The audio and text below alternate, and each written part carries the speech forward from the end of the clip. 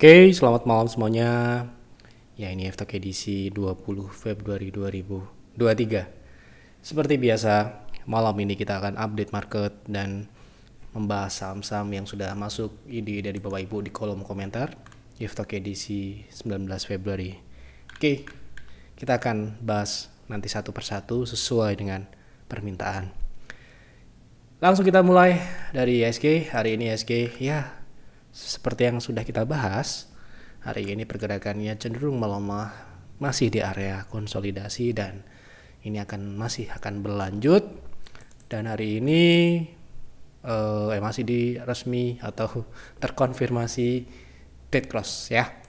Jadi harus hati-hati ya, pastikan ya, semoga tidak terjadi penurunan signifikan, tetapi pastikan portofolio Anda dalam kondisi yang ideal. Cash on hand ada, sahamnya tidak terlalu banyak ya, dan mudah untuk dieksekusi ketika terjadi hal-hal yang tidak diharapkan ya. Maka dari itu ya, mumpung indeks masih belum jatuh ya, kita harapkan tidak jatuh, tapi kalau itu terjadi ya, kita sudah prepare jauh-jauh hari.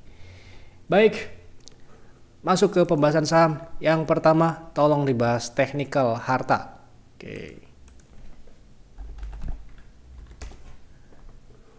Oke, hari ini harta naik.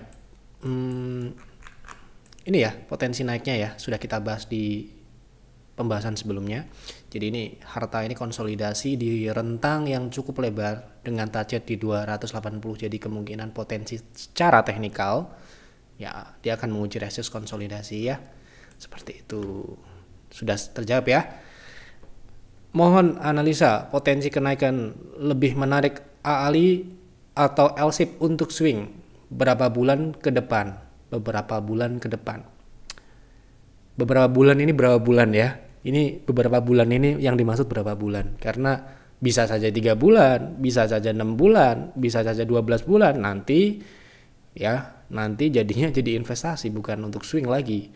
Karena swing pemahaman saya kurang dari 20 hari. Ya, swing trade. Ya, tapi kalau yang dimaksud adalah swing jangka menengah, marilah kita lihat menggunakan time frame weekly ya. AALI dan LSIP, mana yang lebih menarik? Tentu saja kita akan lihat potensi upside-nya ya, dan risk-nya berapa gitu ya. Itu yang akan kita lihat.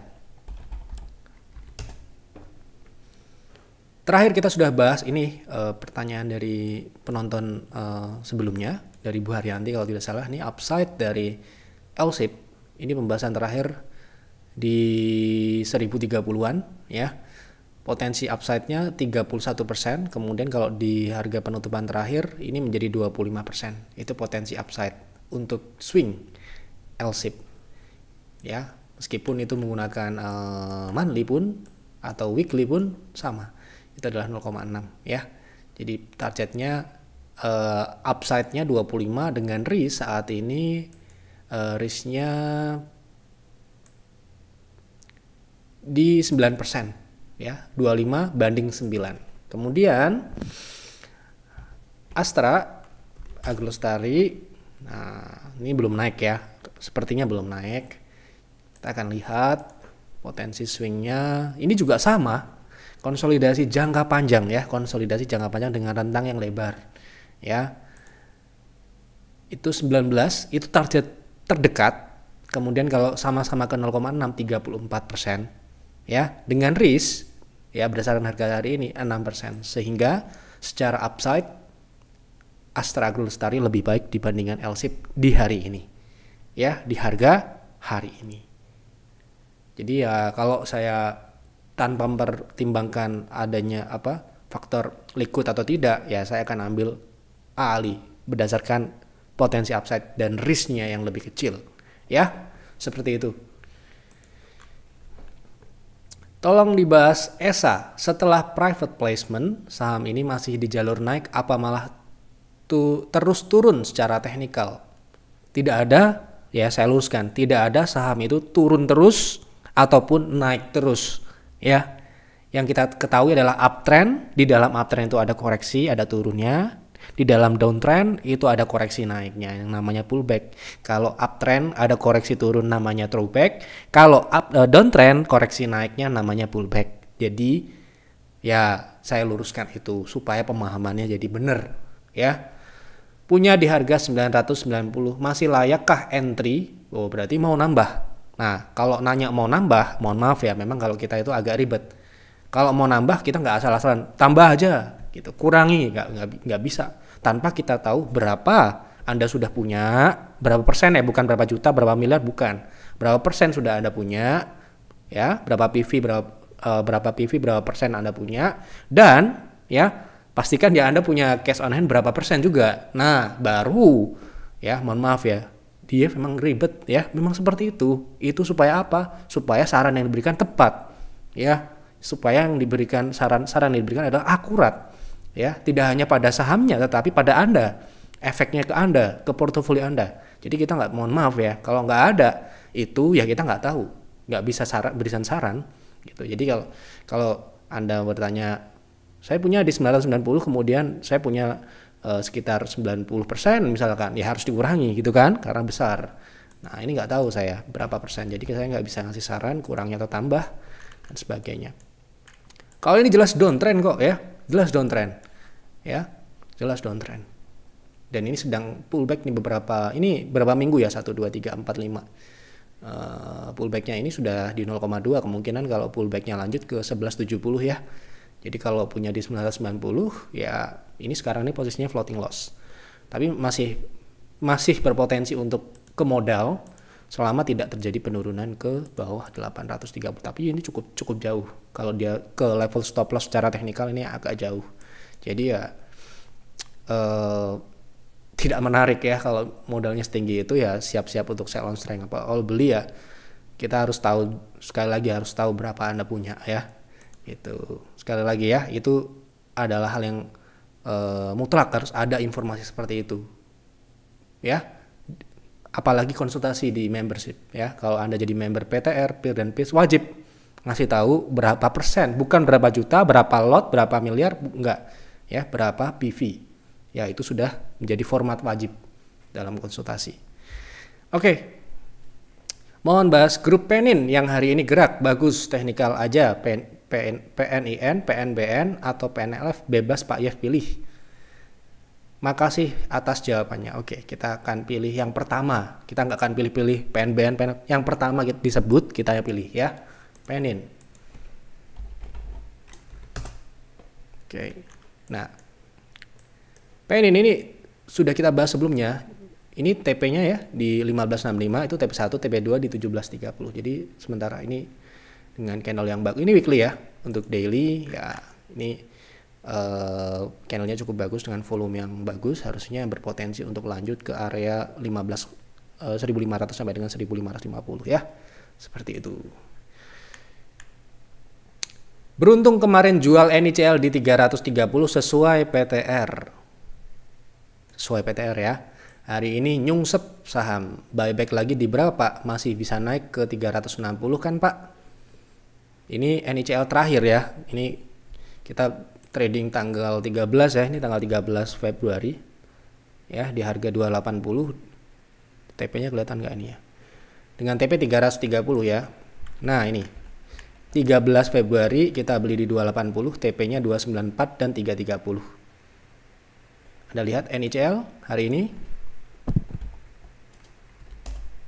turun ya.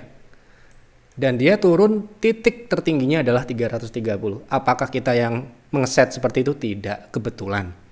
Itu hanyalah kebetulan. Jadi jangan dikira kita yang mengatur harganya segitu, enggak ya. Tapi kalau ada member yang konsultasi harga 330, kalau Anda mau patuh dengan trading plan ya harus dijual. Itu adalah trading plan. Trading plan harus dipatuhi ya. Entah itu TP ataupun stop loss, apalagi stop loss nih yang paling penting ya. Kalau kena stop loss ya harus dijual. Ya itu adalah sebuah kesepakatan dalam hal kita memanage risiko. Kalau risiko kita nggak manage ya babak belur Anda ya. Apalagi trading seperti ini. Nah ini NICL ini turun.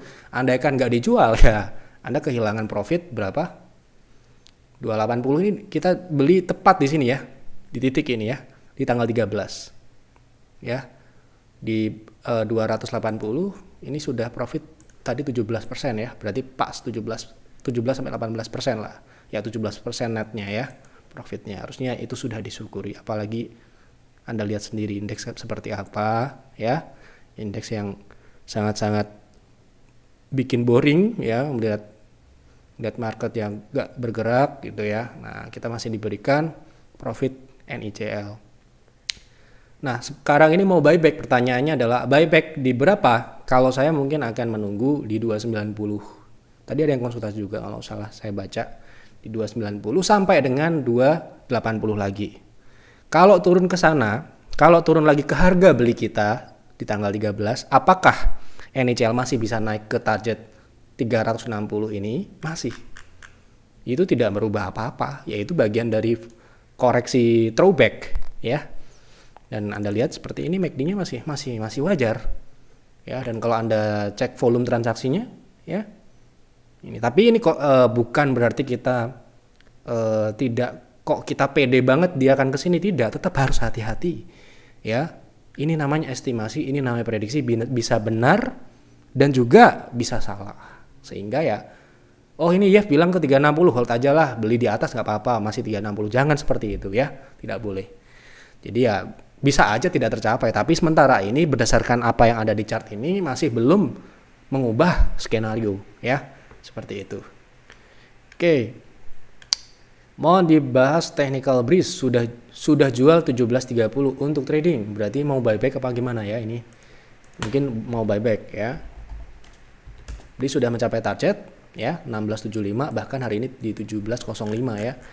Nah, kalau mau buyback lagi, kalau dikasih loh ya, kalau dikasih ya dicoba tunggu di 1535, ini adalah support ya, atau di 1565. Jadi di area support terdekat ini nanti dikonsultasikan lagi kalau Anda member. Kalau Anda bukan member ya di komen aja di kolom komentar, nanti kita bahas. Dari dulu di sini kayaknya demen gorengan sama second liner ya, sekelas BBRI, BMRI, BCA, BNI jarang diapresiasi. Saya sih mending hold BRI, jatuh ya nambah terus ketimbang main second liner, dramanya banyak. Ya, maksudnya gimana ini ya? Kita nggak ada demen A, demen B, demen C, nggak ada. Kita membahas apa yang diminta oleh penonton. Ya, kalau nggak diminta ya kita nggak bahas. Kalau ada yang minta blue chip ya kita bahas blue chip. Ada yang minta BCA kita bahas BCA tuh. Ya mungkin dominasinya mungkin lebih cenderung ke banyak saham-saham yang diminta. Yang diminta itu saham-saham mungkin saham-saham trading ya. Jadi mungkin ya seperti BRI, BMRI itu, tapi bukan berarti tidak pernah dibahas di sini. Dan kita juga kalau dia bagus ya kita akan bilang bagus, kalau dia jelek ya bilang jelek dalam perspektif yang ditanya.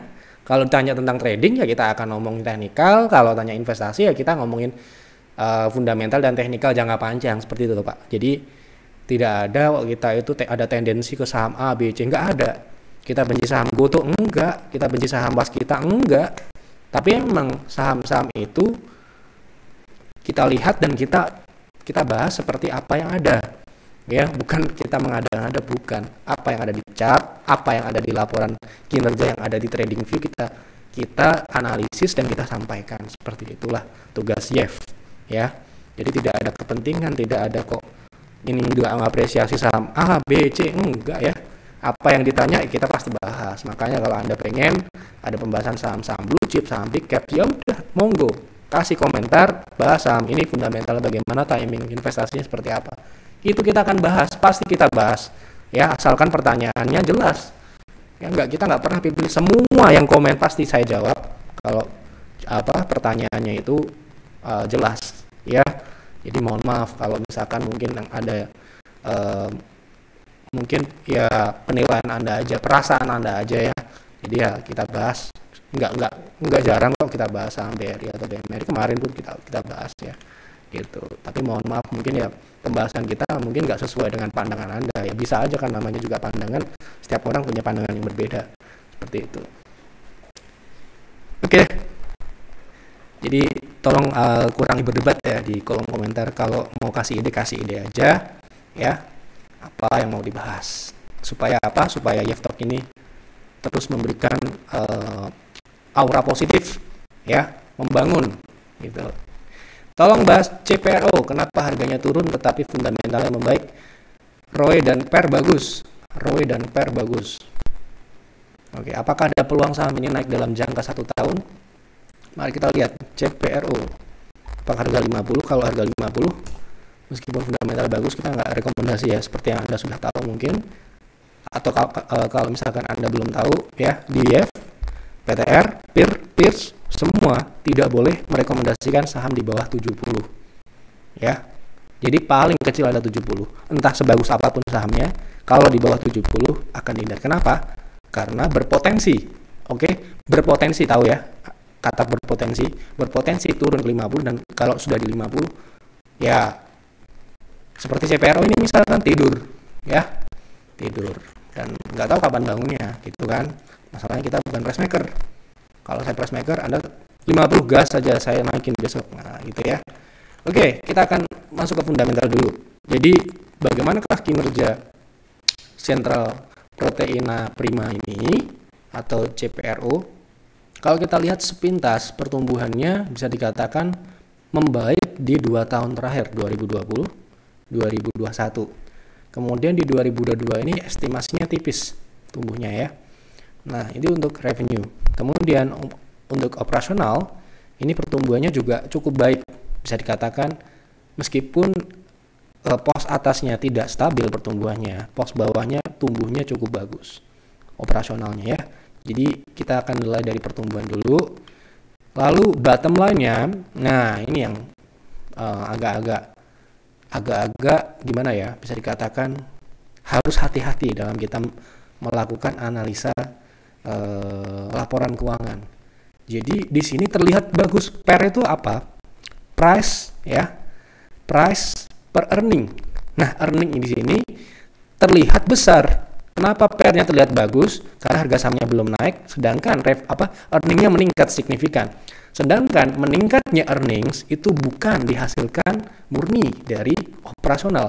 Lihat di 2021 ya. Di sini 788 bio. Sedangkan di sini laba bersihnya 2,2 T. Nah, Anda harus punya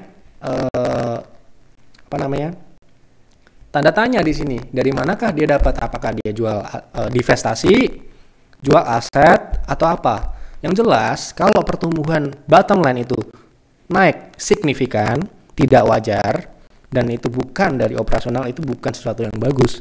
Justru itu trap ya. Kenapa begitu? Karena tahun depan ketika pendapatan itu atau laba bersih itu tidak bisa tumbuh sebesar ketika terjadi yang namanya pendapatan yang di luar operasional, tidak berkelanjutan pertumbuhannya gitu loh. Nah, ini contohnya ya. Jadi 2022 itu estimasinya turun 378 bio.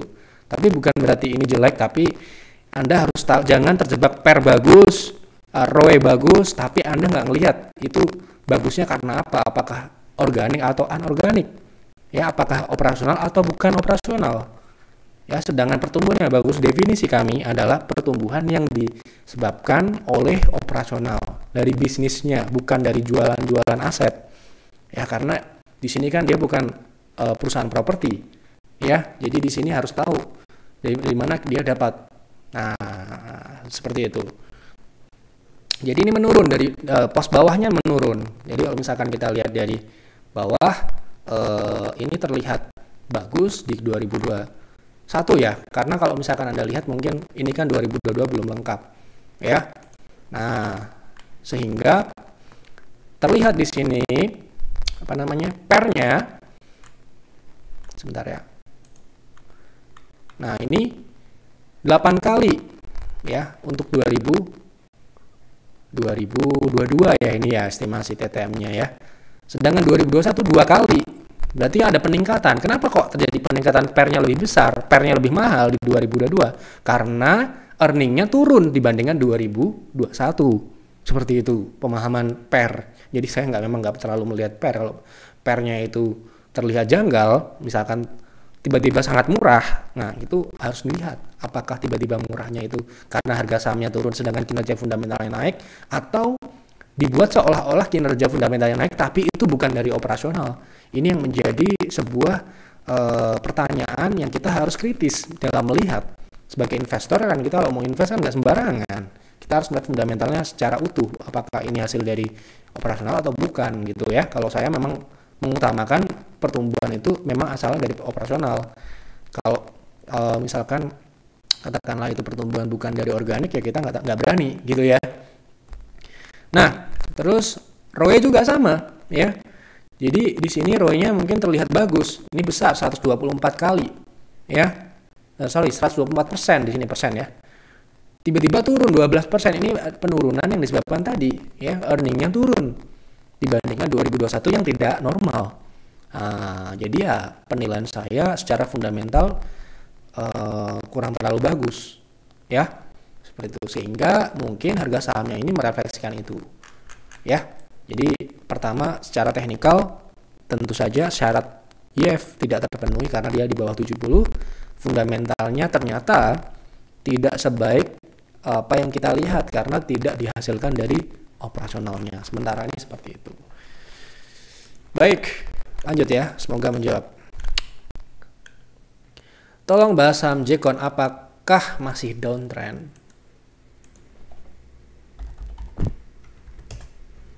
Oke. Ini sudah reversal ya, sudah reversal. Kalau kita lihat dari tren koreksinya, ini sudah reversal sejak Januari lalu. Kemudian dia sudah juga bisa ditarik uptrend line, meskipun ini belum, menurut saya bukan high low ya, tapi ini masih bisa ditarik uptrend dan mengarah ke target ini 164 ya. 164 ini adalah ini ada resist di sini 151, kedua di 160-an ya. Jadi potensi naik ke sini ya. Seperti itu. Jadi sudah uptrend. Tolong bahas saham Dimas masuk di harga 168. Nah, ini belum ada penjelasan. Udah dikasih penjelasan. Untuk trading ya, saya memasuki masa pensiun. Sejujurnya saya baru masuk di saham pertengahan Januari 2023. Berarti sangat baru ya. Saya tidak mengerti Dimas ini baiknya untuk invest atau untuk trading. Saya hanya mempelajari fundamentalnya saja terus beli. Mohon saran Pak Yev. Begini Pak ya, Bapak atau Ibu, saya nggak tahu.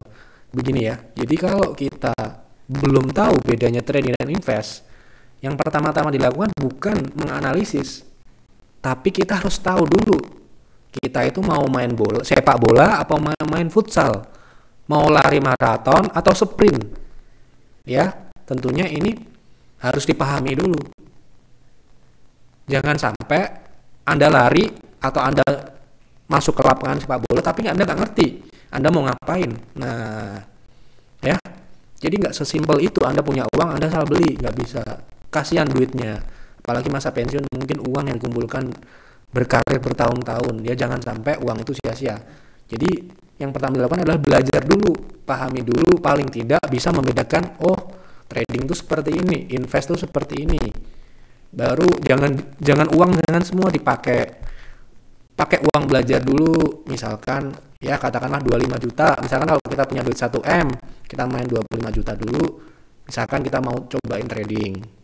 Ya, nggak langsung saya ini investor, nggak bisa. Kita harus tahu dulu nyaman yang mana ya. Kemudian kita bisa mentoleransi yang mana, karena tidak semua orang itu bisa jadi trader dan tidak semua orang itu bisa jadi investor ya. Jadi itu harus dipahami dulu. Jangan sampai Anda masuk kemudian nggak tahu ini mau ngapain nih ya. Itu apalagi ikut-ikutan orang yang nggak jelas. Nah itu ya. Jadi kita harus make sure kita harus paham apa yang kita lakukan dulu. Baru kita, kalau saham itu nanti, itu tugas dalam proses nanti. Kalau kita sudah paham itu, baru kita mencari, oh saya mau trading, cari teknikal yang bagus, bagaimana membuat trading plan yang tepat, kemudian bagaimana belajar disiplin. Kalau mau invest, pelajari bisnisnya, pelajari fundamentalnya, bagaimana, apakah dia cyclical atau bukan, apakah dia tipikal perusahaan tumbuh atau perusahaan yang mature. Nah seperti itu. Jadi nggak beli kemudian bingung nih, aduh mau ngapain ya, mau invest atau trading. Nah itu nggak boleh seperti itu ya. Jadi untuk tradingnya saya bahas untuk trading. Dimas, untuk trading. Ini ya penjelasan terakhir ini menyempit seperti ini sehingga untuk trading belum menarik. Kenapa belum menarik? Karena ruang geraknya menyempit. Trading ya invest pun juga tapi jangka panjang. Tapi kalau trading kita harus pastikan, bukan pastikan naik, tapi pastikan ruang naik secara teknikalnya itu mencukupi dari syarat-syarat yang kita inginkan. Misalkan kita mau profit minimal 5%. Jadi saham itu ya kalau naik harus lebih dari 5%. Ya, gitu. Nah, sedangkan saham ini potensinya masih turun nih, konsolidasi turun, dan ini kan habis menguji resist. Habis menguji resist dan habis itu menguji support. Logikanya seperti itu. Ini support EMA 60 dan ini bisa turun ke 157, ini 4%. Sedangkan walaupun naik dia 6%. Jadi sangat kurang, banyak yang lain kalau mau trading gitu ya. Nah, ini harus hati-hati ya. Seperti ini ya, kondisi MACD-nya ini dead cross atau indikasi dia melemah turun. Seperti itu. Oke. Semoga menjawab. Selamat malam Pak, mau tanya saham ITMG buat invest. Bagaimanakah technical chart-nya? Apakah masih menarik?